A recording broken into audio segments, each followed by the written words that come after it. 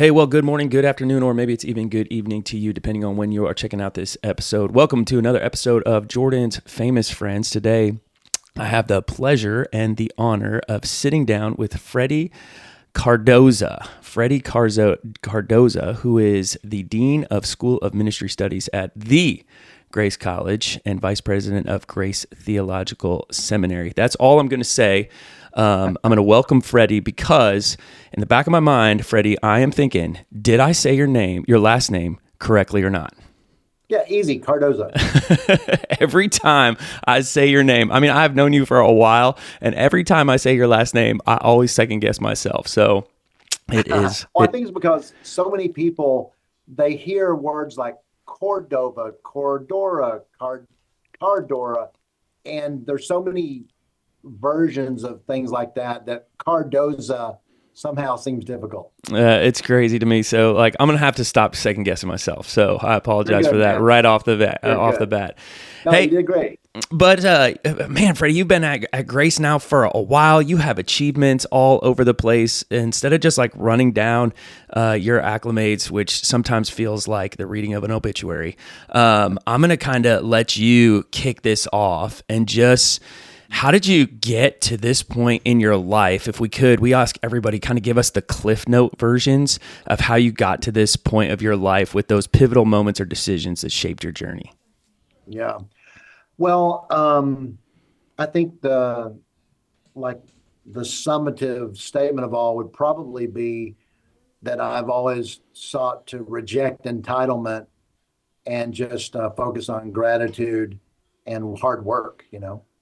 Um, the grace of God. God's been good. I was given a pretty crazy life and childhood that wasn't ideal. But by the grace of God, He called me to Himself, and He, saved me. And I found my way. I got discipled responsibly by three different people back to back over a 5 year period, starting about 2 weeks after I was saved. And that discipleship experience or experiences changed my life. And then I just put one foot in front of the other. And I remember, my motto sort of was, and it wasn't a cynical motto, but I just knew that you couldn't be entitled. And I remember just always thinking, don't expect anything except for a hard time. And so I took that approach because I didn't have any handouts and stuff growing up, and God just blessed it, and He was my father, and He took care of me, and then it's like the old saying, a long obedience in the same direction, right? Where's home? Where you born? I guess because home and Um, where you're born can be two different things. yeah, I was born up in the Smoky Mountain area of Tennessee, up in the Appalachians, basically a little north of the Smokies, but in the Really, Appalachians. you would have no idea, like talking to you, that you have any like Tennessee blood in you. I know because I grew up with the biggest twang. I mean, unbelievable. And because I've been gone a long time, but also I've gotten a lot of schooling and stuff, and it sort of shakes it out of you. Plus, I've lived in inner city Chicago and Los Angeles area and so many places that it just shakes it out of you. You can't keep your accent. So you go from Tennessee to where? Like, what's kind of the journey to get to Winona Lake? Yeah, it's a long way, man. Tennessee, went to University of Tennessee for a while, Liberty University in Virginia. Then I graduated, went to Fort Worth, Texas, the seminary at Southwestern. Then went to Southeastern Seminary in Wake Forest. I Southern Baptist background, and then went to do some church ministry also for a while in Tennessee. Then went to my doctoral studies, and I was in Chattanooga. But then I went to my doctoral studies at Southern Seminary in Louisville, Kentucky, and then moved to Chicago inner city and did ministry and some teaching. Um, so I've done a total of 20 years pastoral ministry, like ordained full time, and then other volunteer and part time. But and then went to Midwestern Seminary after Southern, which is a big school in Kansas City. I was associate vice president there, and then Talbot called me, Biola University. So I went there to Southern California for a decade. And then Grace called me up, and then I've been here 5.5 years. So do you have an affiliation? Like, I know, I mean, Grace is Charis Fellowship, but like, do you have an affiliation with that? I mean, because you have so many different diverse backgrounds in regards to education. Do you claim one, or do you kind of have like associations with multiple? Well, the schools I've gone to, I went to each of them for a specific reason, but the majority of them were Southern Baptist. Mm, So I'm from a Southern Baptist background, conservative background, and Southern Baptist is probably the closest denomination to Charis Fellowship that exists on earth. It yeah. is so close. Yeah. There's only a couple of, I mean, two differences really, basically, that exist, and there are things that don't break fellowship exactly. You know what I'm saying? Of course, Yeah. but Yeah. Yeah. So you're uh, ordained, you would be ordained in the Southern Baptist Church. And that's right. did you get reordained in the Charis Fellowship or no? No, I'm not. I mean, even though I've been reconfirmed in my, Baptist one. No, it's not been proven necessary. It's something theoretically I could, pursue, I guess, at some point, but it's not been requested or exactly needed at this point so far. Yeah, for sure. I tend to think of ordination as something that generally pastors do, and I'm not serving in the role of pastor right now. Yeah. But you got 28 years of pastoral experience.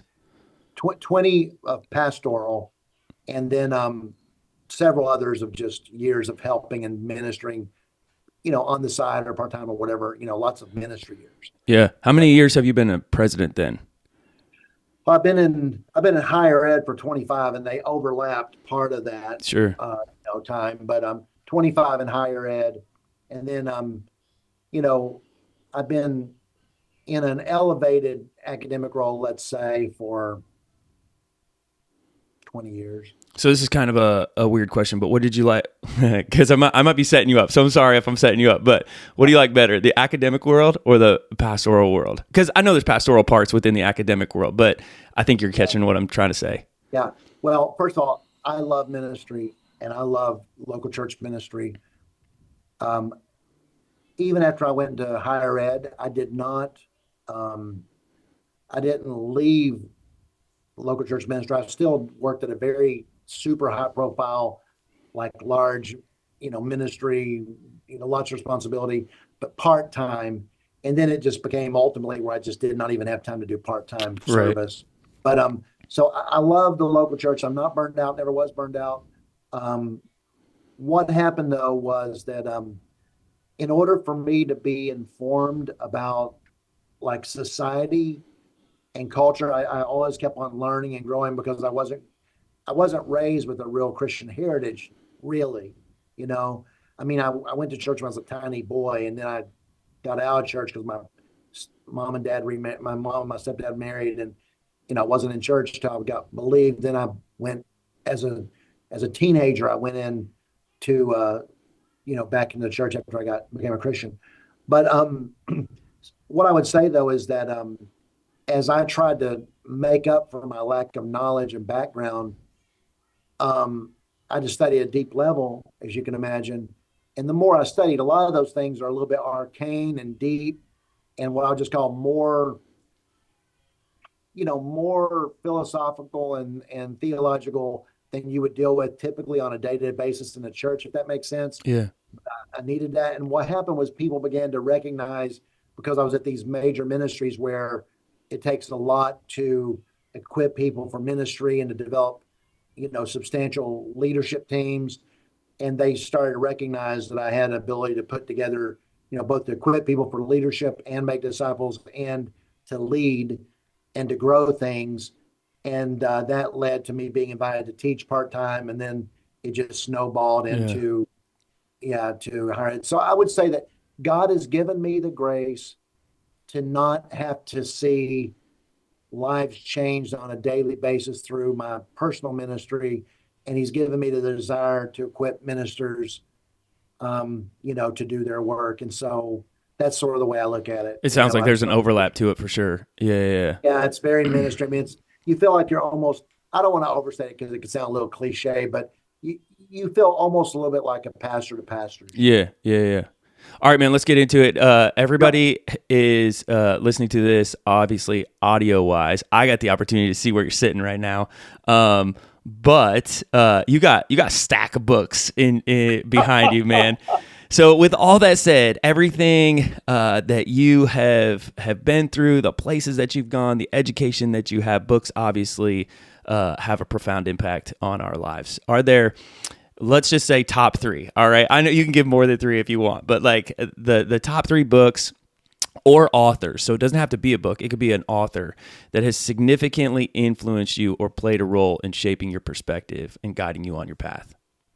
Yeah, well, yeah, I think I would say most of the books that have influenced me, there's been a lot that have influenced me that I would say are academic and things, but a lot of them have been more devotional. Um, I would say one has been The Divine Conspiracy, um, Dallas Willard, where, he basically talked about how God, in the most unlikely of ways, conspired against humanity to love them and to bring him to himself in spite of their rebellion, and that he has basically turned the world upside down with exactly the tools and the approaches that people would think were useless in our world. But and it's just that the world and his kingdom is a divine conspiracy to exalt himself and to lead people in a love relationship with him. Anyway, it's just a beautiful book. And just when I realized that God had outwitted, outsmarted, and outplayed the entire, uh, entire human race throughout all of eternity, and through his brilliance, it just made such an impact on me. That'd be one. Another one would probably be Celebration of Discipline by Mm, Richard Foster. Um, just learning how to connect with God. I mean, I came to the conclusion as I was being discipled that a lot of people were just honestly, I mean, constantly confused spiritually. I mm-hmm. do feel like that. I mean, I don't want to overstate it or sound like a jerk, but I think that lots of Christians are constantly spiritually confused. They 100%. don't understand what God's doing.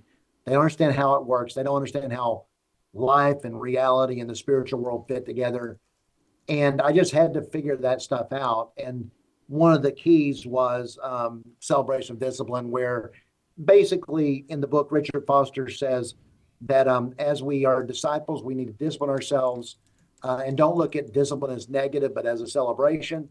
And if we can learn different ways that we access the grace of God and his presence through these disciplines, that is spiritual formation things that Christians should do, like prayer, like fellowship, like worship, like listening, like waiting on the Lord. There's all these various things.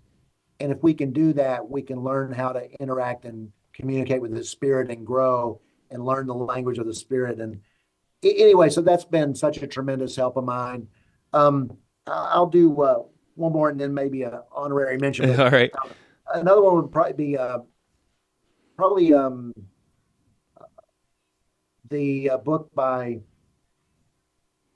um, Josh McDowell, Evidence That Demands a Verdict. Oh, good It's an one. old book, but basically he really helped me understand that there was such a incredible basis for believing that the Christian faith is a historical faith.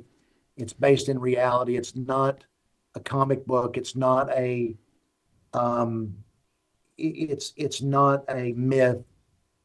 And that helped me when I was both at State University and so many other places. That was helpful. The last one, I would say, there was a book originally called Under the Influence by a guy named Schmidt. And then it has a second title that was put out under another name. You can still get it if you look on eBay and stuff, but and there you can get it on the audio version and online. But it's called something like, I don't get the name wrong, but the original was Under Influence, and it was by Schmidt. Is that And Alvin Schmidt? Is that how yes, Christianity transformed Alvin J. civilization? Schmidt. Yeah, yeah, yeah. What's it called? It's called Under the Influence: How Christianity Transformed Civilization. Okay, yeah, so he's got a follow-up to that, which is basically the same book, and it's probably the subtitle you just gave me. Hmm. But if you could look that up. Now listen, that right there, that book showed me that far from being a blight on humanity, that the best thing that ever happened to the world was Christianity and the local church. And it is an amazing, amazing tale he tells. And it's so unbelievably documented. He was in a secular school as a professor at a Division I, very high level research university. He retires and then he writes this book, and it's one of the most important things I've ever read. But anyway, that's a big time honorable mention for anyone that feels like they're getting destroyed by, people all the time about the church and what it is or the good that it's done. Oh my goodness. Christianity's done more good for this world than anything else in the history of the world. I think the follow up book is How Christianity Changed the World. That's it. Same author for sure. Yeah, got to get it. It's an unbelievable book, and there's also an audio version. Yeah, those are good. All right, so with that said, so it could be another book. Like I totally am aware that this could happen, but we're always interested in the little things that make a big difference. So share with us a purchase or an investment that you've made that has had a surprisingly positive impact on your life. It could be product, service, or an experience that's really made a difference on you. Oh, that's good. Now, I would actually say it's a product, actually. Here it comes. And it is related to what you're talking about because in my work and in my life, ideas are everything. Information is very important because I have to sift through it. The single most important acquisition or what have you like that for me in, let's say, the last 3 years probably Yeah. has been getting an Audible subscription. Oh, yeah. Audible is with Amazon.com, and you can purchase like certain numbers of units. I go the whole way and do 24 a year, but you can do 12 a year, or you can just buy audiobooks. But I love being able to buy them once, and then you can quote unquote get them for free because you don't have to make a decision to buy them all the time. You just have 24 credits. The thing I love about it is you can get.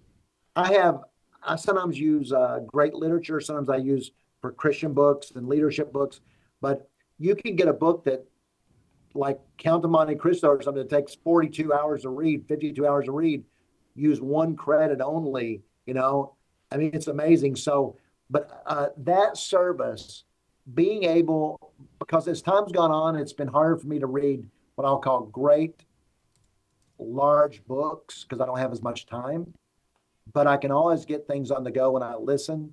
So, by the way, podcast, what you're doing is brilliant because I mean, people can do it. They don't have to have their eyes on the screen. They can listen and learn. I think it's amazing. And there's something about the human voice that's so amazing. Yeah. And so, yeah, I would say that buying Audible is one of the single most wise things that I've ever done. And so I do it. I just renew it every year and get 24 books for, I don't know how much it is, maybe $2.25 or something like that. So I got to know, how many books do you go through a month, you think? Well, I mean, let's say I probably do the equivalent. I get 2 a month from that. On that, I get 24 a year. I probably do 2 or 3 a month is probably my guess. I mean, because I've got other things to do. Yeah. The cool thing about Audible is the Audible has started to have you can get the book along, like the actual like Kindle book along with the audio version of the Bible. 100%. Which is amazing. So listen, that's it. I mean, I don't always do it. What I usually do is if the Audible book is so good, sometimes I'll get the follow-up. And as you know, sometimes they also give you a PDF as a supplement for free when you get the Audible book, right? So sometimes you get a giveaway that comes with it. That's like a downloadable PDF. But no, I agree.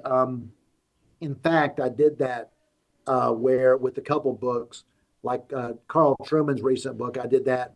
And I have the book while he's reading the unabridged version, and I'm able just to follow along. It sort of feels like you're learning double time, right? Yeah. It's crazy because you can actually, and I love too, like with Audible, that you can hear the actual, a lot of times the author will read the book, which is, oh man, that's a game changer too, because you can actually hear like his inflection.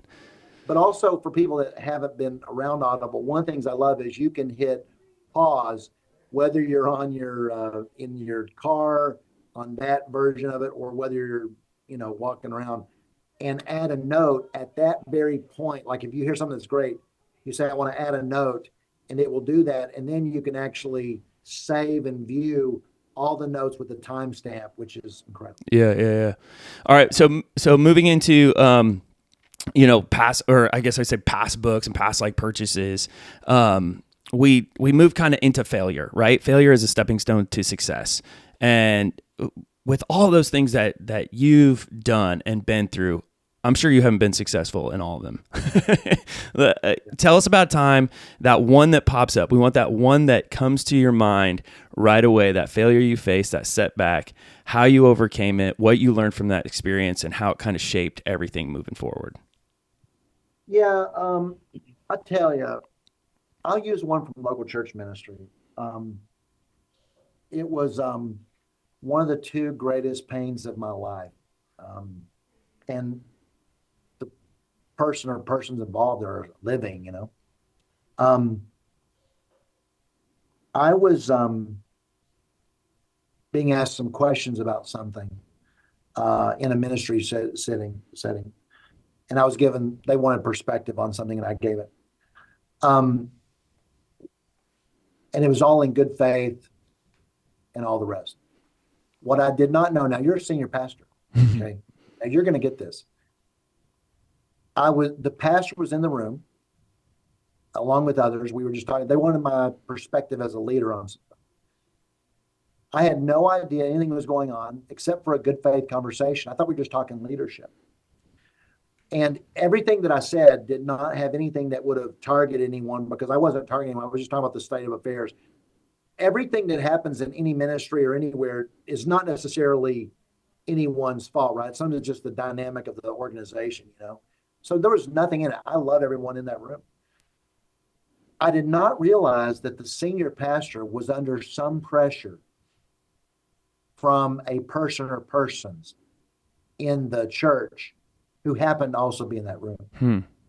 Because I was not told that there was any political things going on. And somehow I used a word that I didn't even realize until later. I figured out what I had to be. I used a word that was the best word to describe this situation. And apparently, without me knowing, in some kind of conversation that the pastor had, or some people had with the pastor, apparently a word that I use, which is slightly unusual of a word, apparently was used with him or in his presence. And there was a perception that maybe I had spoken to someone or been in the know about something. 100% of that was not true. None of it. Listen, you've never met a more loyal person to their pastor. I mean, I'm mostly loyal to the truth, but my pastor was a godly man, so I loved him. Mm-hmm. And basically what happened was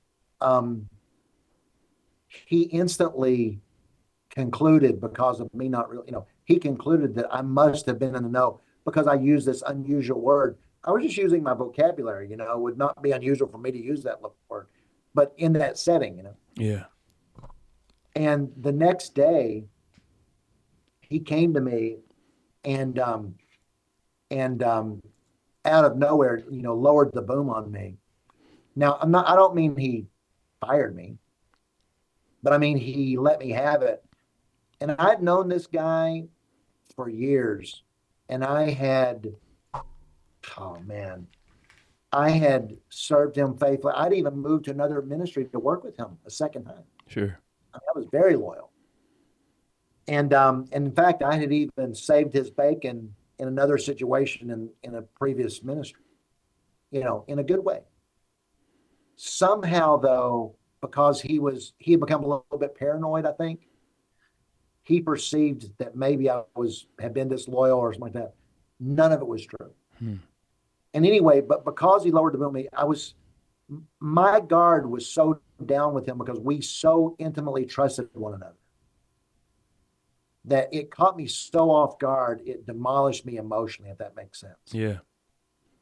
And I was so demoralized from it as a younger man. I don't mean 20, what I'm saying. I mean like 28, 29. I was into the ministry. But I was so demoralized, and I was leading a very substantial ministry in a substantial church. It was a big ministry. And but I was so demoralized that even though I forgave him, I was too wounded to recover with our being so close and having to work so closely, in a supervisory relationship after that, because I think he still had not told me, even though I made it clear to him. I don't know that I don't know that he 100% fully believed me. I think he probably did, but he never reciprocated an apology to me. And I forgave him. I don't have to have an apology, by the way, to forgive, right? Yeah. But the thing was, I was wounded, and it was just going to take me more time to recover. And I just felt like I could not fully entrust myself to him. So I would say that about a failure, I don't know that it was a failure per se, but it was a time where I took a fall in the sense that it kneecapped me, and I just felt like that my influence, because of my relationship with him, I felt like my influence there, though great with individuals, I felt like if I could not have the full trust as a senior pastor, I just couldn't remain. So, I went elsewhere. God instantly blessed me, and it was an even more substantial, frankly. And I think God does it sometimes. He gave me a more substantial ministry and platform that I'd had and enjoyed with the previous. Yeah. Better salary, better everything. Okay, but If that wouldn't have happened, that wouldn't have happened. that wouldn't have happened. It wouldn't have. But you know what? I didn't ask for it and didn't even want it, Hmm. frankly. Yeah. I wanted to just retain that. What ended up happening was, um, like God sometimes did, but first of all, I think the most important thing is we forgive, and we forgive quickly, and we genuinely forgive. And I will tell you this, and it's something I don't say lightly, and I don't say it with pride, but I do mean it. I have no known broken relationship, to my knowledge, in my life. Hmm. Not one. Wow. That's not easy to say. Right. It's because I pursue clear relationships. So I am so committed to it. So when I say I forgive this man, I forgave him instantly. Now I still had to work through it, but I'm saying I never held it against him. But what I would say is the principle of that failure was that, in spite of what you do in good faith, sometimes things break in a fallen world. Yeah. And because I forgave him, there was a particular two different times in the future that he was older than me, but because I began to get substantial roles and this and that, substantial positions, some degree of notoriety, if you follow me, there were two different times in the future, Jordan, that God put him in a position where he needed my recommendation for ministry and for the future. Sure. And you can imagine what I could have done, if I'd wanted to. And God allowed me and used me to give him the best possible recommendation I could give without violating my, conscience. Two separate times to exalt him to a better opportunity than he would have had, because he considered me one of the heavyweights for his recommendations. Yeah. And I just felt like that God healed that. Um, if we're not in a position where we can talk all the time, but I know that he knows that God put him in a position where he had to rely on me. And it showed me that he had regained his trust in me, even though he never still came to me with an apology. Again, I don't have to have it, but it just told me, look, we're all humans. We're all trying our best. God will sort all that out in the future. We'll understand it better by and by. And it doesn't really matter, because it's all about principalities and kingdoms and the rest. And God can bless us all. And I praise God for that. But it was a massive failure in the sense that none of that had to happen, should have happened. no one really did anything wrong except for except for the reaction. Yeah. But anyway, just I think the principle is trust the Lord, trust in, God plays the long game, man. He Right. plays the long game, and don't play a short field. Play the long game and trust the Lord, and don't assign false motives to people. You know what I mean? Yeah.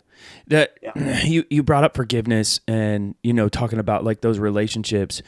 A lot of times people have like a go-to message that they're always imparting with you, in all of your wisdom, all of your experiences. Would you say that's your go-to message, or is there like a thing that you constantly go back to that you strive to live by and impart to others? Well, yeah, there is something I go by. I don't know if I would always quote vocalize it, but it is my I think a fundamental of my worldview is a certain conviction that I don't even voice in so many words all the time. Maybe I should.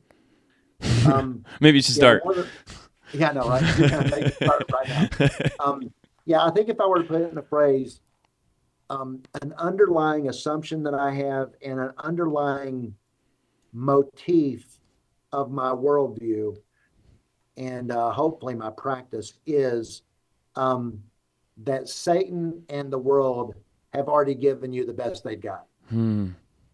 Um, and everyone that's sitting around the fear of missing out, FOMO, or YOLO, you only live once, whatever word you want to use, everyone that thinks that God's somehow holding out his best. Hmm. Um, the fact is, he says that no eye has seen what he's got prepared for us.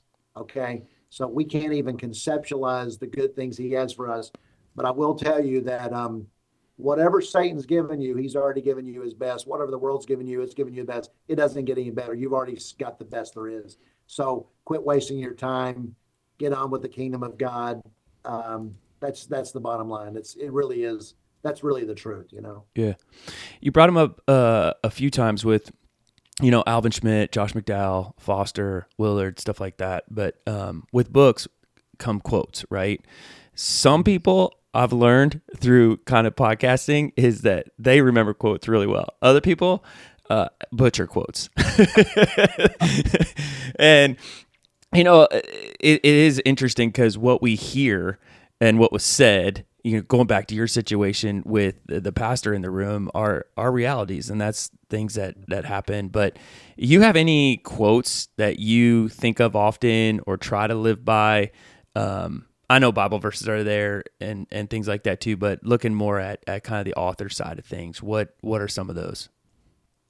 Yeah, I don't know if I know who said these. Okay, Like I said, people butcher them all the time, so you're good. no, I'm sure they're right. I just don't know who said it. I mean, which is usually when you assign them to yourself. But Right.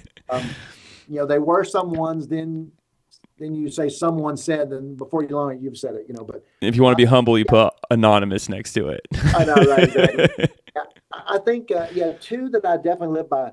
One in today's world sounds a little bit sexist, but you'll get it. And then the other one is just, I would say one of them that I live by is that, and most of them have to do with leadership. But so this is one, whether it's leadership or whether it's just a believer out there that, is getting tired, or a lay leader in a ministry that feels beleaguered. Because I don't know about you, I think everyone feels very beleaguered today nowadays with the assaults that we're under and things like that. But yeah, one of them I would say is it's not the miles ahead that will wear you down, but it's the grain of sand in your shoe. Hmm. Um, a lot of us are worrying, can I make it the next, 30 years? Can I make it the next whatever? I promise you, man, it's not the miles ahead. You got that. It's that blister you're going to get on your heel. In other words, it's the small nagging stuff that gets you. It's not the weight you've got to carry. It's not the responsibilities you bear. It's the fact that you've got one layperson on your back that won't let up, or it's the fact that, you know, that someone's assigning false motives to you when you're actually in all good faith trying to do everything you possibly can to advance the kingdom of God. I mean, that's what wears you down. Yeah. It's the yeah, it's the grain of sand in your shoe. So that would be one. And anytime I have something like that, especially if I need to encourage someone, that's a pretty one. I think another quote that that uh, that is sounds sexist, but anyone that anyone that bears responsibility knows this. I I remember I was, feeling overwhelmed at a point in my life. I was working so much. I mean, crazy hours and so much responsibility. And this is not the quote, but I mean, a professor of mine did say this. He said, uh, he goes, if you're doing something, if you're doing great things for the kingdom, you will never be less busy than you are right now. I was like, oh my goodness. I wanted to cry like a baby when I heard that. But that wasn't the quote. What I realized was as I picked up more and more responsibility, because that's what leadership is. Leadership is not privilege. Leadership is not, 10 cap first row tickets, or Bears tickets. Leadership is responsibility, and Mm. the one thing that I would say is a quote that sounds sexist is the old phrase that the world is run by tired men, you know. Mm. And anytime that I feel tired or just pounded on, I just got to, listen. Um, if we're advancing the kingdom of God against the satanic forces, they're not going to make it any easier on us. Sure. The whole world is under the sway of the evil one. We know that. Um, and and on top of that, we've got our humanity and our own limitations organically.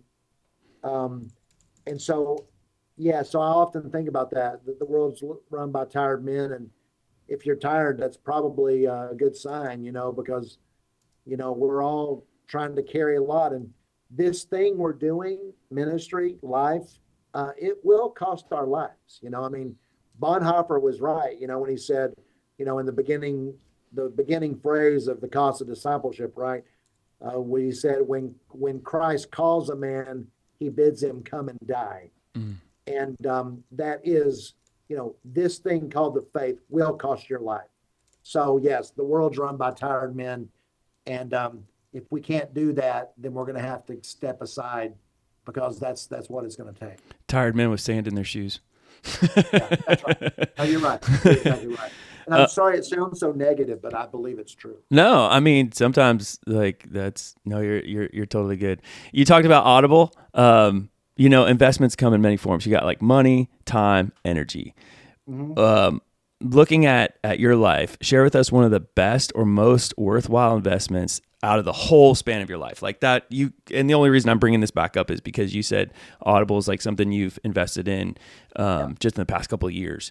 But what's an investment that has had a significant impact on personal or professional growth that like Yeah, longevity wise? that's a great question.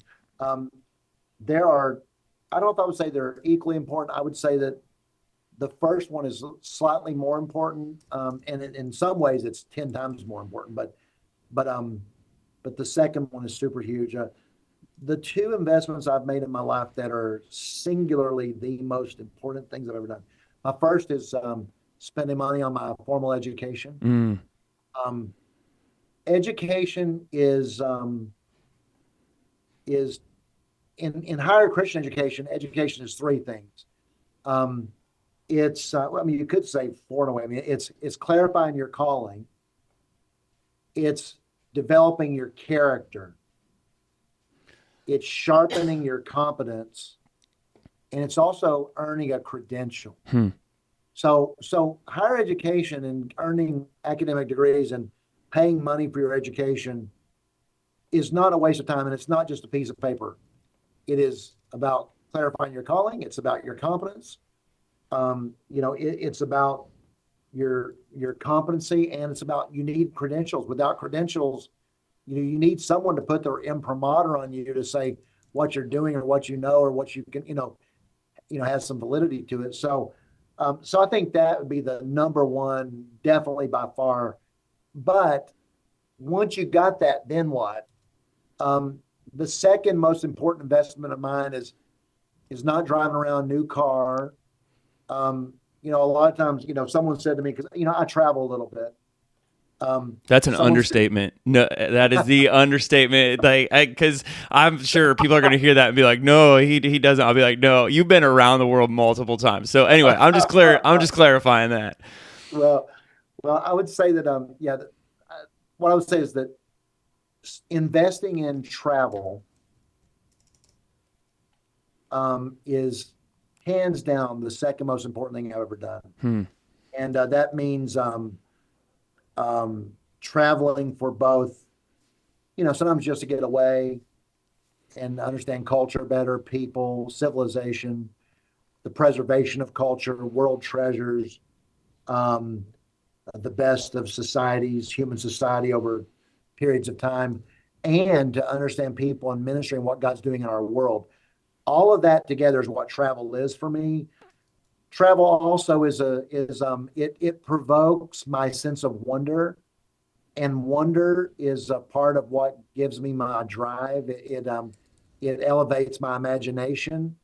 So wonder is super important to me. So all those things are what travel does. And someone said to me, someone said, must be nice doing all that travel. And this is a little bit tongue in cheek, but you'll get the point. I said, well, I said, look, it doesn't matter to me how you spend your money. No one cares. I mean, it's up to you. But I said, however, I said, last I saw, you had about $1,400 of cars sitting in your front yard. And I said, if I spent $1,400 a month on new cars, I said, you could, if you add that up, that's $18,000 a year. Right. I said, you could go anywhere you want every single year. Keep going. Keep going. So I don't spend money. I spend my money on what I want to spend my money on. And what I want is, I believe that life is about three things. It's you can say three. I mean, it's who loves you and who you love. It's experiences you have and memories you make. Mm-hmm. And so what I do is I invest my time and my money in learning about civilizations and people and our world and what God's doing. And that helps inform my strategy, my thinking, my spiritual life, and my imagination. And hands down, it is, next to my formal education, it is demonstrably the most important thing that's ever helped stretch my thinking or my thinking as a leader. You said the quote. It's not a quote, but it is. I love when I hear "it must be nice." Like then I feel like I'm doing something right, because I'm like, oh man, like that. Yeah, I have that plastered multiple places. Have you really? Oh yeah, I put it in my gym. Like, must be nice. Like, because you're kidding me. Oh, because it just shows people's inability to perceive correctly. And it shows the heart of man, right? Like, must be nice. Like, nope. We could go into that, but we won't. It's funny because someone, it doesn't matter who. Because it could be about 5,000. Yeah. But it's funny. A lot of people think they're gonna, okay. I'll say it two ways. I took a big trip, and it was an amazing trip, and I admit it. I took this big trip, and then someone said to me, I got back. Someone goes, "Man, that was pretty amazing." They said, "The trip of a lifetime," and the first thing I thought, Jordan, I said, "No. The trip of a lifetime." I thought, wow, if that's a trip of a lifetime, it's already finished. It's in the history. You're book. done. You're dead. That's it, right? And I'm like, it's all downhill from here. So as soon as that was said, the first thing I decided was, I'm going to do another one next year. Yeah. Okay? That was the first thing I did, and of course I've sort of continued. But I'll tell you, a lot of people think they're going to do it later. Look, you can always put another $2,000, $3,000, $200 a month, whatever you want to call it. You can always stick another $200 a month into your 401k or whatever you're doing. Okay. But listen, man, the chances are when you die, Now, maybe you die and you only have $3,000 to your name. That is possible. Yeah. But if you die and have $3,000 to your name, you could have gone to fill in the blank. So I don't intend to end up later not having experiences because remember, life is experiences Yeah. and memories and what you do with the people you love. And I intend to have an unbelievable wealth of those memories and experiences to nurture my mind and my memory on and my family and all that we shared together and stuff. And the last thing I want to do is end up with money in the bank and I've got money, but I don't have health Yeah.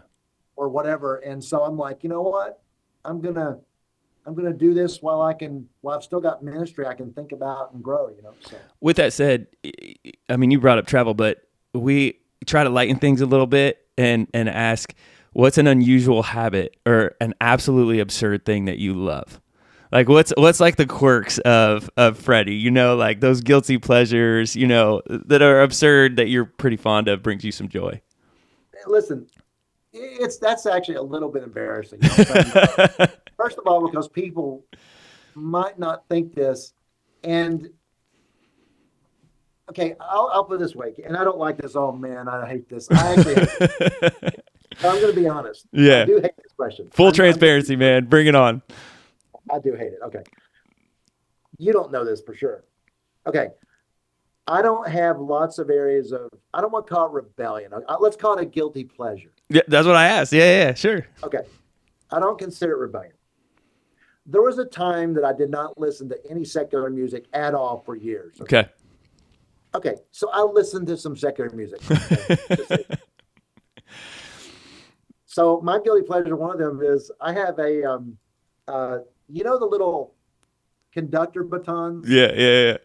So I bought me this wonderful conductor baton with my little cork bottom on it. Like a legit one? A legit. And I also have an awesome set of drumsticks.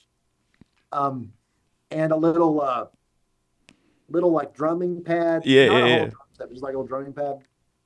So I've got in my office, and dude, I'm probably going to have horrible hearing later. My family would probably say I have some hearing issues already because I am a total rocker. Okay? Can you play anything? Do you play any instruments or no? I play a little bass guitar. All I'm right. not any good. Yeah, I'm yeah. no good. Yeah. But I can read music and I can play whole notes, Yeah. In other words, I could play a Kiss song because there's only 3 notes, right? D, G, F, or A, right? So you can do that. But so I listen to not death metal or anything, but I listen to some metal music, maybe a little 80s hair band stuff, You're from that era. Little Skinner, a little this, a little that, but especially rock. And so I will either direct the band like the orchestra in November Rain. Yeah. Or playing drums for any of a number of great arena bands. And so I turned the music up. I'm talking about blood coming out of your ears loud. Yeah. Okay. And I mean, so I'm actually secretly a famous air drummer. You know what I'm saying? So. Well, I want to encourage you because sitting right to my left is my drumsticks. You serious? I'm not a drummer. I do the exact same thing. I have a pad. You kidding me? I'm not even kidding you. I love it because it's a way to get it out of my system. You know what I'm saying? Yep. I bought a little drum pad. I'm probably the worst drummer ever. You have a drum pad too? Yep. And just, going to town. So my wife got tired of hearing my little drum so she bought me that, and so it'd be quiet. And I think it was in my my Christmas stocking a couple years ago. I do not have a conductor baton though, so you got me on that one. But that's funny that you have drumsticks because I keep them right next to me for that reason. It helps me think, which is crazy. So I'm only going to give one type of music, which only because I don't want to say other types or other bands. Sure. I'll just give you my latest ridiculous genre I'm into is basically what's sometimes called Gothic symphonic Oh my rock, word. or sometimes called opera rock. Yeah, yeah, yeah. I know exactly what you're talking about. Like Nightwish, Phantom of the Opera. You know what I'm saying? I mean, Yeah, so I mean, like Swedish rock. I mean, it's ridiculous. So anyway, that or the other stuff I was talking about, it's totally ridiculous. that's fun. Um, changes changes constant. I love you're gonna be thinking about that all day. You'll be like, I can't believe I I said know. that. I know, right? Change is constant. Growth often comes from adopting new beliefs, behaviors, or habits. Right. So going Yeah. back kind of into a little bit more of the serious side, share something with us that you've incorporated in your life recently that has had a positive impact that you've shifted. Um, you know, I have to use that word belief really cautiously with believers because they feel very strongly like we're talking about changing your belief or your faith. We're not necessarily talking about that. We're talking about habits or behaviors that have shifted and changed Yeah. that have improved your life. Okay. So this is the TMI section of this podcast. Okay. I expect to see like a hashtag TMI. If it's too much for you guys, like just skip to the end. Yeah. Yeah. We're getting now into the PG rated section of the podcast. Okay. So this is like ridiculous disclosure, but okay. So here it is. Something that would not be known. Now, please don't develop mental images. Okay. But We'll try not to. something that would not be known about me was that, um, okay, lots of people when they were younger were in good shape. Okay. That's okay. Of course, everyone that's 7 is in good shape. Right. Okay. Um, mine went deep into my adulthood, but there was some imbalance in my life because I was raised in truly abject poverty. Okay. No big deal. I'm just saying that when I was raised, I didn't have running water in my house. We had an outhouse. We had to pump our own water outside, and I was raised in genuine poverty. Okay. In fact, I didn't have a toilet in my house or water till I was 6. When we moved in the projects, was the first time I ever had a running water. Sure. So, so I grew up in real poverty. Well, when I got married, because I was from a broken family and all this, my wife wanted to make sure that we raised our kids. She wanted to stay at home, but I'm on a minister's salary, you know, back in the day, not making a lot, you can imagine. So it took all that I had to be able to make a living. And I had to work 2 and 3 jobs, to make it happen. Um, so during that time, there was a stretch where I got to where I was doing, listen, I never joke about work. I never joke about how much I work. It was going to be unsustainable, but you can do something for a while. I was at a time where I was doing between 90 and 100 hours of work a week, like legit. Okay. Now I know what work is.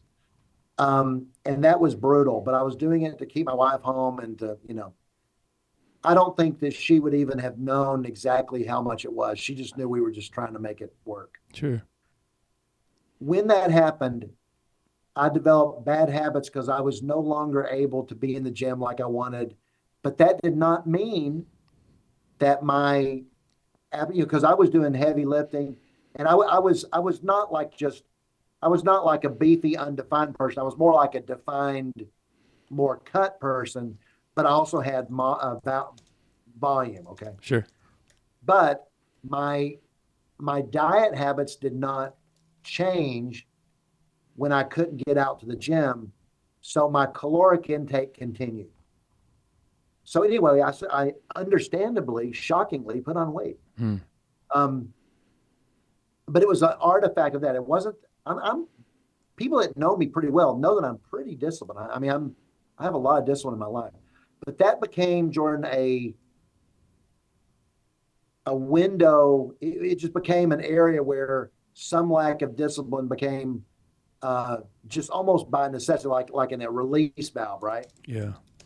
So, so fast forward, this, by the grace of God, with the exception of a, I was told that about half the world. I don't. Oh man, am I going to say this? Sure, why not? Oh, gee. Someone told me that about 45 to 50% of Americans are on some kind of blood pressure medication. Yeah. Um, Sometimes that's hereditary. I don't know who my biological father was because my dad was adopted, and like I said, I had a crazy growing up. Um, anyway, so I don't know a lot about that kind of thing. So I don't know what part is hereditary, what part's what. But I take some BP med, and it's very much under control. It's normal, okay. But I do take a BP med. Mm-hmm. But other than that, by the grace of God, man, people would be shocked at my medical numbers. I mean, like my cholesterol is. I mean, I don't want to say here. I'm just saying that this stuff is ridiculously good. Yeah, I'm yeah. like, how is this even possible, So you're right? saying people would look at you and think one thing, and like under the skin, you're like, uh, the doctor tells me I'm doing good. My numbers are great. Yeah. Yeah. I mean, now, having said that, that does not mean you want to, you know, You're not saying just let it go and yeah, be don't okay be with it. stupid, Yeah, right? yeah, yeah. So anyway, so recently I'm like, okay, Cardoza, you're emotionally healthy. You're at a good place. Can we take some time and pay some attention to Mm, your your fitness? Okay. yeah. Now, I just started this journey, all right? So it's not a big thing, but I would just say that a recent thing, because that's the question. My uh I guess what I'd say my I don't know, my little what I'm doing or my mantra or what I'm doing to improve my life, I would say would be eat less. Okay, that's my, what I'm saying, less calories, less stuff. So I'm just trying to redevelop discipline. That's what it is, mostly. Because when life's out of control, it's almost like it's this weird dysfunction that can happen with people's food, stuff like that. And so I think that's one of mine. And so I'm not. I mean, here I am saying this. I'm not even saying anything to anyone, but and here I am putting it out there Yeah. online, apparently. But yeah, I would just say that just a little bit of effort.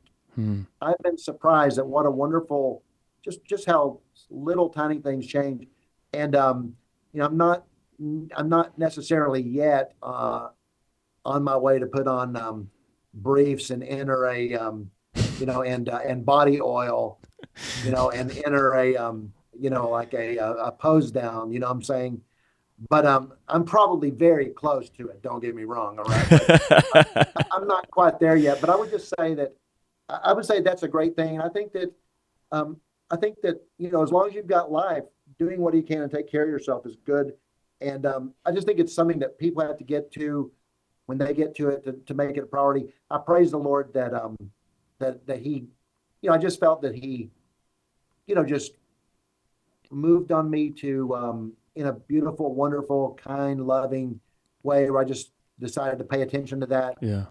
and without some medical emergency or craziness like that, because that would be threatening. Yeah. And so, God knows us and He knows how we work. And so anyway, I would just say as an encouragement to people, I'm not changing the world exactly yet, but I would say that just little disciplines can go a long way. And that's how you move a mountain, right? Is pebble by pebble. So anyway, so that would be my little thing, I would say. Yeah. It's not what you can get done in a year, or you'd be surprised what you can get done in 5, right? It's not what you can get done in a year, Yeah. but what you can in 5.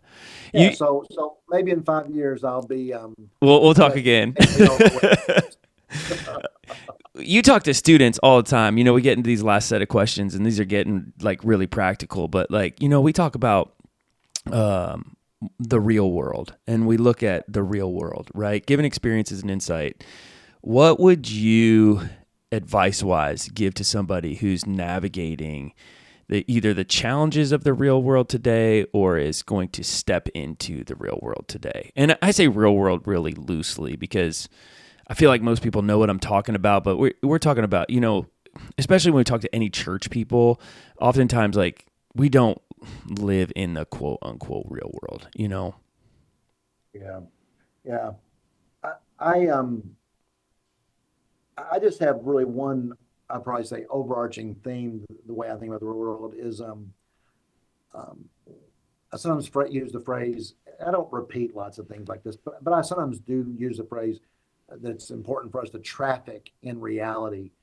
Um, um, we need to, yeah, focus on what's true and what's real and learn what that is and, go, spend overtime on not being deceived. You know, um, the Bible talks about a lot of that, and the world is, largely being deceived. The Bible says that Satan's a liar, and when he lies, he speaks his native tongue. Um, I think that whether it's the social media world, whether it's um, you know mainstream media, whether it's even interpersonal relationships, um, spin that we see everywhere, we better be in a hurry to understand what's really going on because everyone, it seems like, in every category of life, when people deceive you or lie to you, they are doing it to disadvantage you and to advantage themselves Hmm. or to exploit you or whatever. And I think that people and society as a whole are being constantly gaslighted. And I think that if we are not trafficking in knowing the truth, traffic in reality, and working to not be deceived and to ask God for wisdom and knowledge and to seek knowledge and to know what's going on and to be honest with ourselves and tell ourselves the truth. Um, I think we are prime candidates for deception that's destructive. And I feel like that churches and societies and families and individual lives are almost all because they're not facing the truth. Like that old, whatever that old movie was with Tom Cruise, you can't handle the truth, A few good men. Yeah, yeah, if you could, yes. Yeah. And I think that knowing what the truth is, the truth will set you free. Um, yeah, I think it's very, very important. We better, as people of truth, we better figure out what's going on in our lives and our world and ourselves and our hearts because what you don't know can hurt you. And the destruction we are seeing right now, and with churches and people and humanity and ministers and societies being laid waste, and with all this going on in our world as the world sort of bobbles toward a very uncertain future, particularly in the Middle East and in even in our own country, um, it is really time for believers to understand what's going on, and it starts with a clear mind and knowing the truth. So that would be that's my real interest right now is not being deceived or let others deceive you and So on the instead. flip side of that, what should people ignore? Like I mean, you get advice all the time, right? Like and people say, well, this person told me this, or I read this book, or whatever the case is. Is there things that people should ignore in regards to advice? Yeah, that's a good question. I mean, I think that, people will sometimes give you advice whether you want it or not. Um, It's so true. from billboards to unwanted pop-ups on your news app to, I mean, you almost can't get away from people trying to sway your thinking. Hmm. Um, I think that I don't know that necessarily. I mean, I wouldn't seek out advice from people I can't trust and don't have my self-interest in mind. That's for sure. But I think more importantly is that we should seek to renew our minds, as Romans says. We better renew our minds.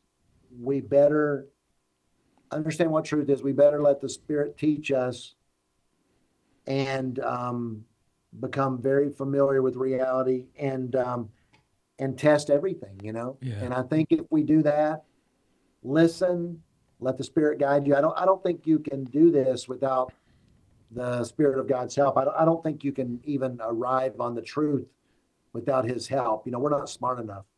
Yeah. So yeah, I would say that's the main thing is study Scripture, meditate on Scripture, um, expose yourself to what you believe to be trustworthy people that tends to come in the form of godly biblical teachers and preachers and podcasts and other sources of information, valuable books and so on that have the support and belief in them by trusted believers, and being discipled by someone.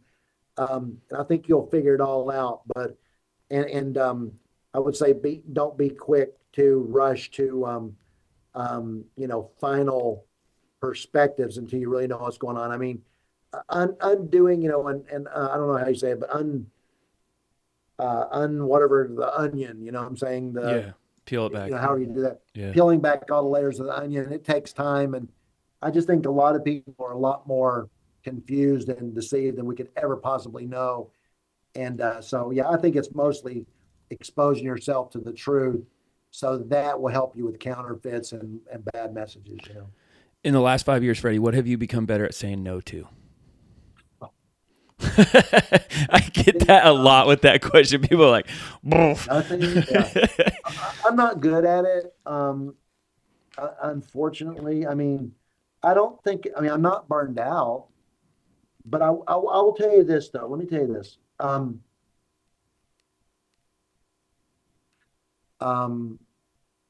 When I do something, I tend to invest heavily in it and to do it right.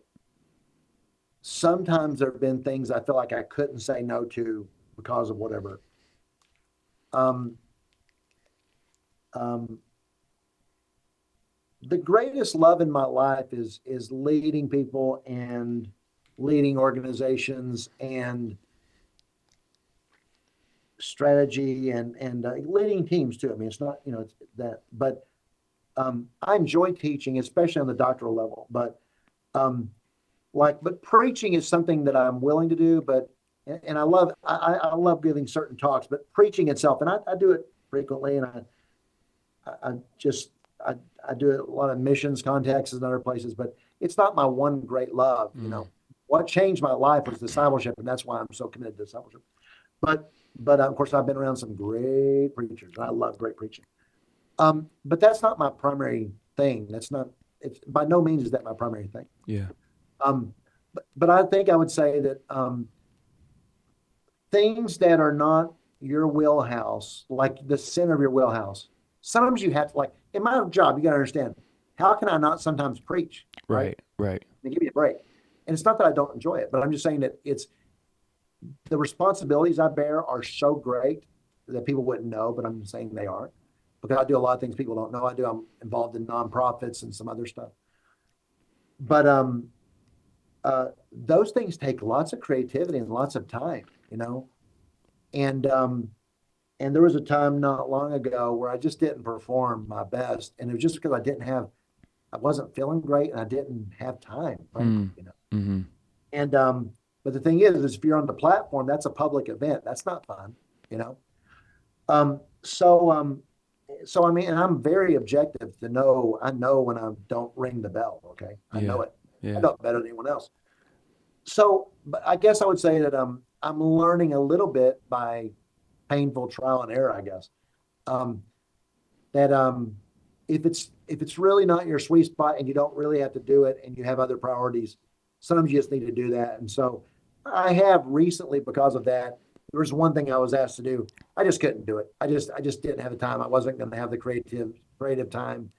And so I'm trying to learn that. And I think that if you get burned enough and don't perform on a public platform, if you get burned enough, you'll probably stop doing it when you're not ready, Oh, that's a good point. Yeah. But I think for me, it wasn't that I didn't know I wasn't going to be ready. It's just that I had too much to do. So if you're overcommitted, you have to choose the things that are less in your wheelhouse. You just got to let them go. Yeah. And I don't think I've ever accepted something like that, Jordan, because of pride. I think I've sometimes accepted those things out of necessity. Yeah. But it doesn't pay. It just doesn't pay. So yeah, I'm trying to say no to things that are not, I'm at a certain age now, and I think I'm a relatively young my age, whatever that is. Let's not talk about it. Right? I didn't say that. You said that. but I think time's too short to, you need to focus on what you're really good at so you make the greatest possible impact and stuff. So I Yeah. think that'd be pretty good advice for anyone, probably. So what do you do when you feel overwhelmed or unfocused? Like what's the go-to? It's real simple for me. Um, I sit quietly in God's presence. Hmm.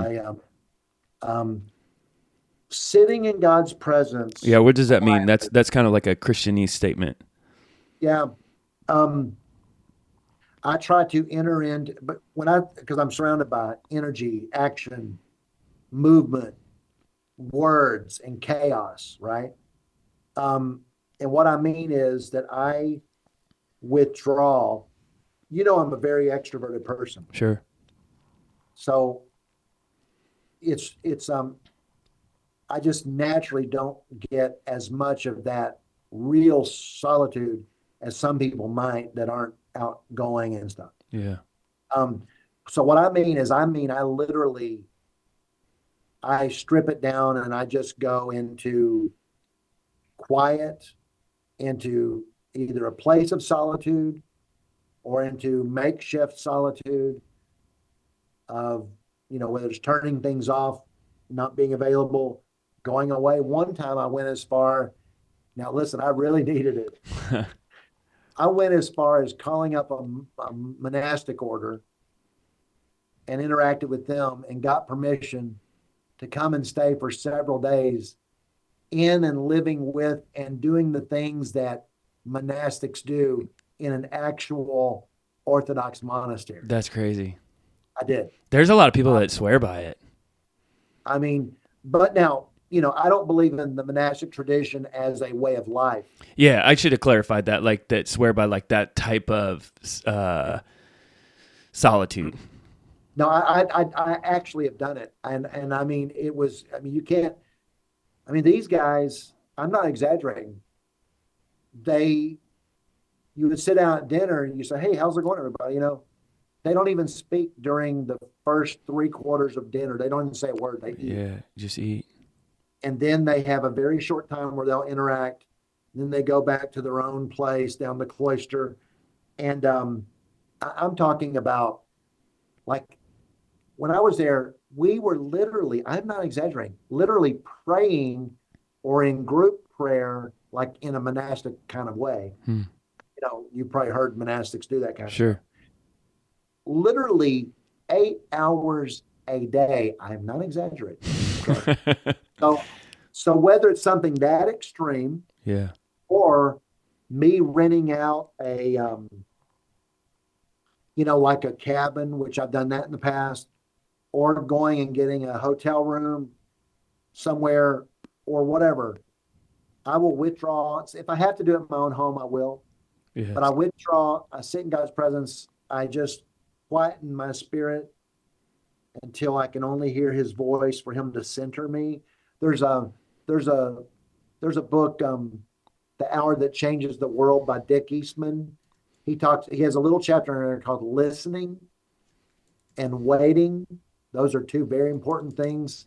And then Celebration of Discipline talks about listening or that. And then there's also in Spirit of the Disciplines by Dallas Willard.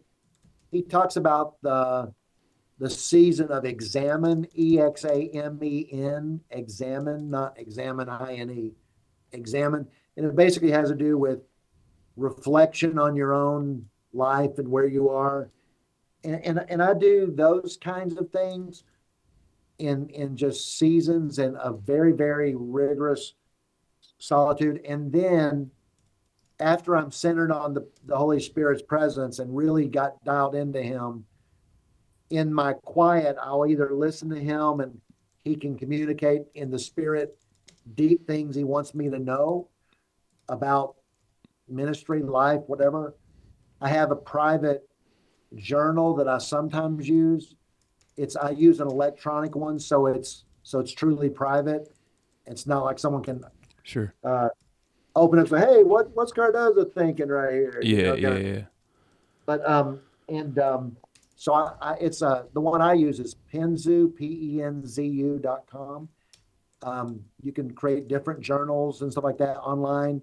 It's like a private, like a private diary almost. You can lock it to where no one can get to it, and you can truly feel free in that. I did it, and to make sure I didn't ever lose it, I bought a lifetime membership to Hmm. that account. It cost me like 200 bucks or something. I didn't care. I wanted it for life.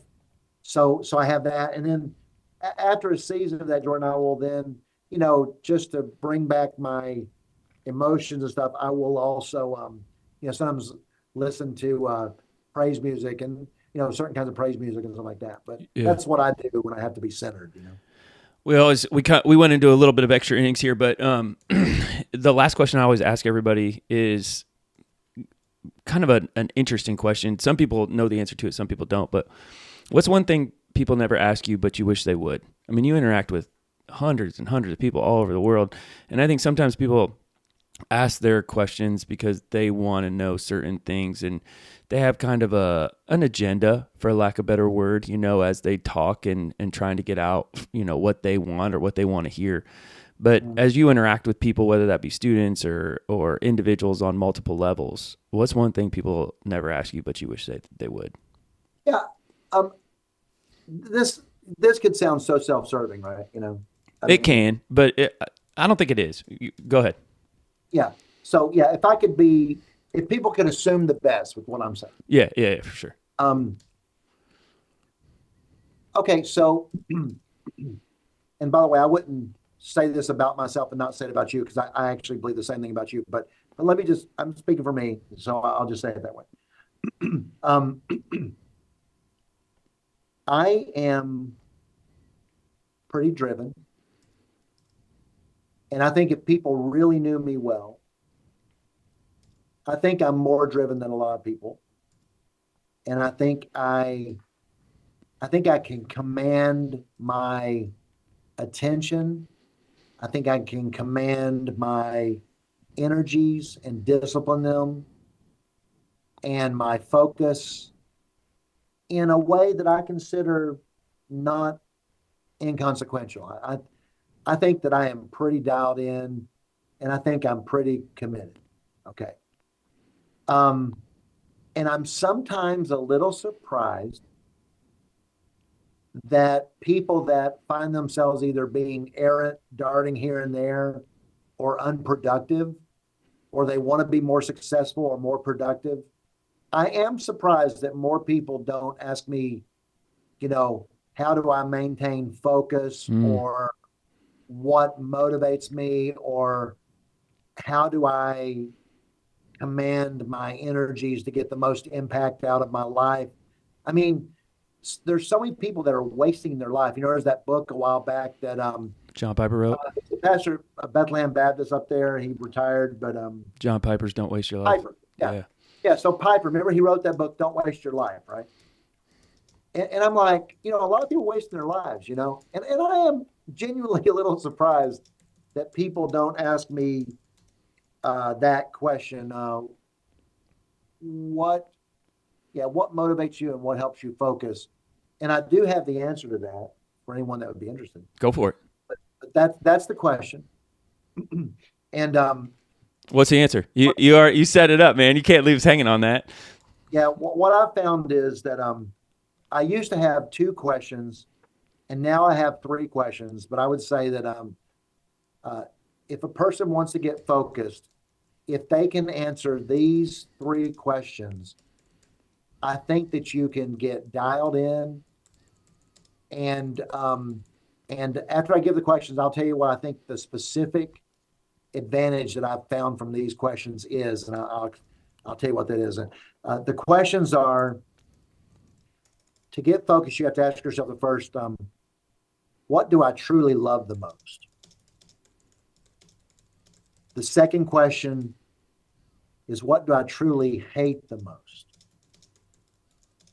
And the third one that I've added, because I've begun to understand just how primal it is what do I fear the most? Hmm.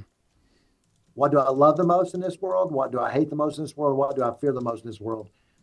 And if you can answer those questions and get to the inner core of your own psyche and your own heart, I think that will help you find unlimited motivation.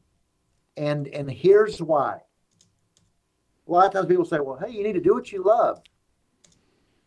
Even if it's something you love, lots of times if people get enough of what they love, they get satisfied enough to throttle back, if that makes sense. Sure. You know, life's going pretty good. You got a new suit in the closet. You know, you got decent rubber on your truck. You know, your air conditioner's working. You know, you got a few bucks in the bank. You're all right. And people let up. So that's what you love the most. What you hate the most, obviously, that's a motivator, because if you hate it with the cruel hate, then you will want to act against it. But the problem is that's not enough either, because we do grow weary, you see. And so growing weary can cause you to sometimes slow down a little bit on what you hate, you know, if you become self-satisfied enough, you know, or tired. And that's why I added the third one. What do you fear the most? If you were being stalked by the boogeyman or whoever exists out there, right? Even if you were afraid and running from it and you thought, I can't go another 20 feet, something tells me you will find the energy to keep running if you were that afraid, right? Right. You're going to get 20 more feet out of yourself. In other words, fear is so utterly primal that it motivates us in a way that even what we love and what we hate doesn't, because fear, in some ways, fear can be as primal as love or hate. And so the cash out or the payoff of all this is that I've found in my life, when I am really motivated fundamentally at the fundamental level by what I love, hate, and fear, I'm always activated and always energized, because one of those three will always pinch me and put pressure on me to make me act. Even if I'm utterly fatigued, fear will finally do its work, because that's something, you've got to act when you have fear. And I would say that, I was a while back, I was following this guy on a dark road down outside Philadelphia, but it was in the woods before you got into the city. And he hit this deer, and this deer that was small just got hit by a massive car and was laying there panting. And I drove right up on it, and I didn't know what was happening. And I drove up and walked, almost stepped on the deer. And as soon as the deer saw me, I saw his side. He's laying on the ground. He's panting up and down. His whole body was trying to suffocate, breathe.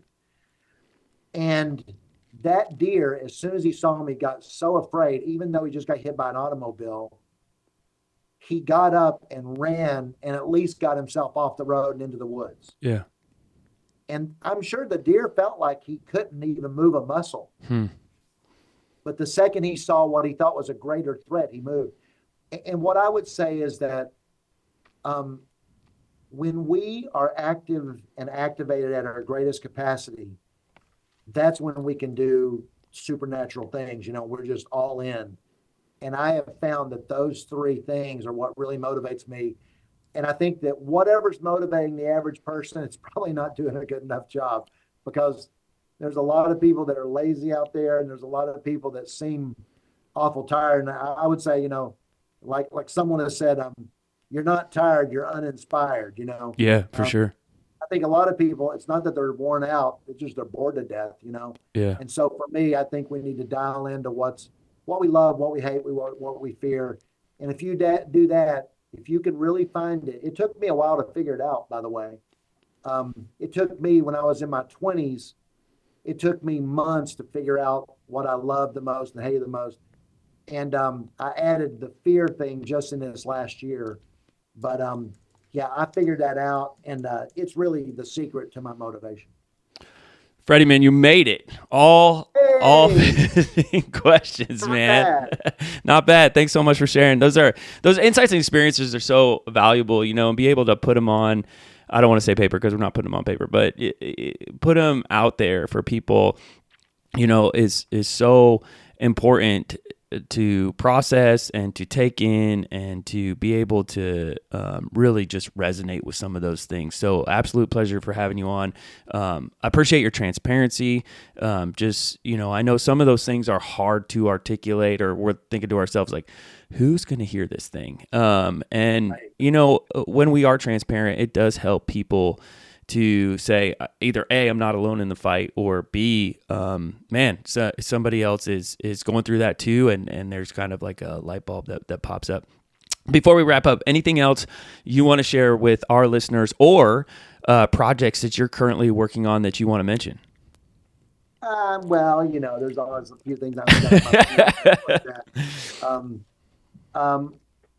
One thing that's interesting to me right now, that it's a little project. It's fun.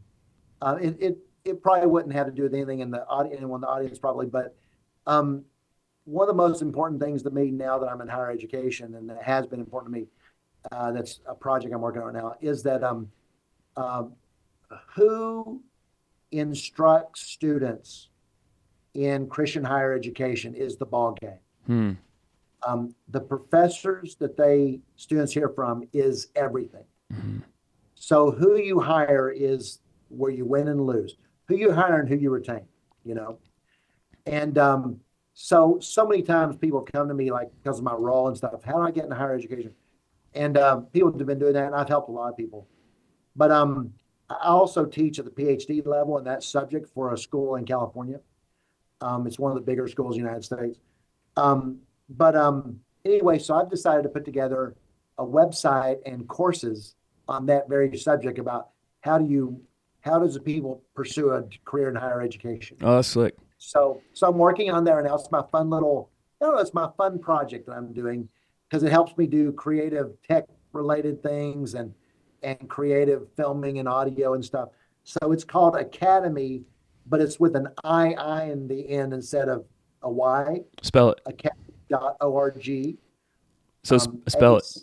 Yeah, ACADEMII.org. So it's Academy, but I instead of the Y. Gotcha. The two I's are meant to be like a column, like columns on a Greek building, columns. Yeah. Academy.org. And it's basically me trying to, as I'm at the, the last third of my academic career, I'm beginning to think, how do I make sure that, there's no success without succession. So how do I help the right people succeed, me and other profs and so on in higher education? And this is my way of helping people at a broader scale pursue their dream of being in higher ed and in that kind of a career. So that's my fun little project I'm doing right now. Yeah, that's cool, man. Hey, fantastic. To our listeners, thank you for tuning in. This is another episode. You guys can go back in the catalog.